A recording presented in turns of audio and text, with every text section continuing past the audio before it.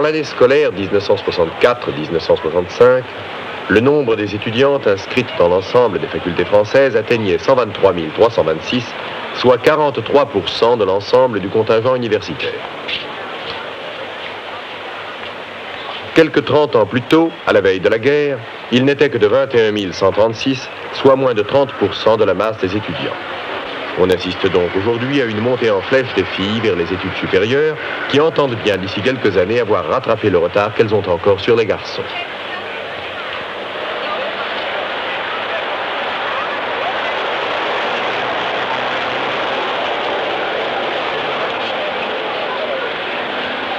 Poursuivre ses études est de moins en moins pour une fille une aventure, ou même un changement d'air, une parenthèse, un intermède dans la vie.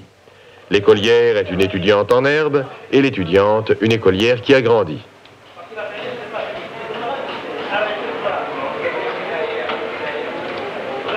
Les traditions estudiantines ont à peu près disparu et ne s'observe qu'à l'état de survivance dans certains rites alimentaires, malgré l'assaut conjugué des cantines, foyers et autres restaurants universitaires.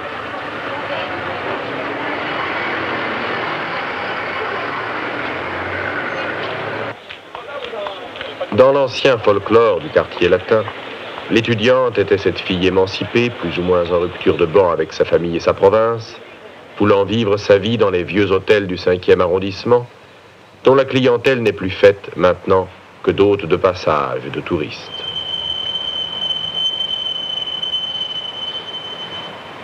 Aujourd'hui, les facultés s'agrandissent en province et se multiplient. L'université de Paris est réservée en principe aux Parisiens. France travaille, elle est plongée dans ses examens, elle a des examens à la fin du mois, elle n'en sort pas, elle travaille même le soir. Ah bon, elle fait de la chimie, je crois. Ah non, elle fait de la physiologie, c'est la mode. En règle générale, l'étudiante réside donc chez ses parents, et si elle se trouve habitée en plein quartier latin, c'est tout simplement qu'elle y est née.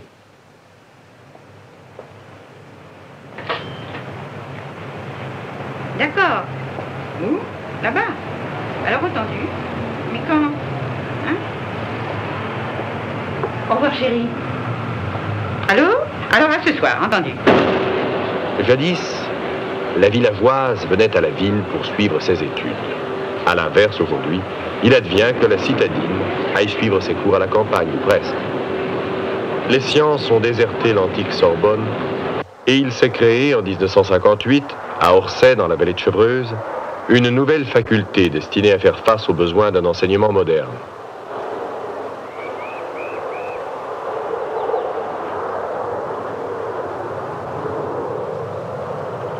Le plus est attaché à une triode tensiométrique qui fait l'office de dynamo. En sciences, les filles représentent le tiers à peine des effectifs, alors qu'elles en atteignent en lettres presque les 2 tiers.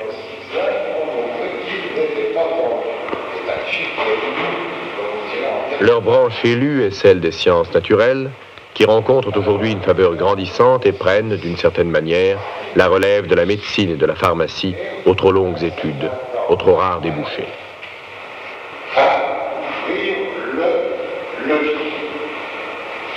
Alors, en fonction du levier, je vais séparer la stimulation de la libération du levier en fonction de ça.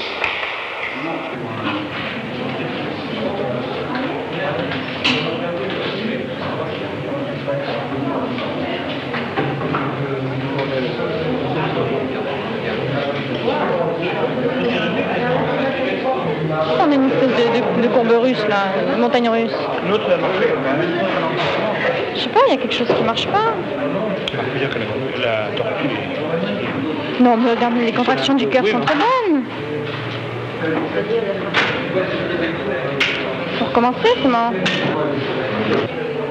Non mais, en principe, quand on stimule l'oreillette, il doit y avoir une oreillette, enfin une extrasystole auriculaire et ventriculaire. Vas-y, j'enlève le... Hein, j'enlève l'électrode.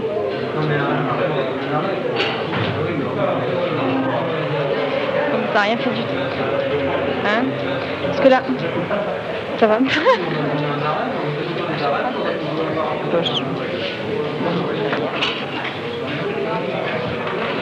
Bon, on va recommencer.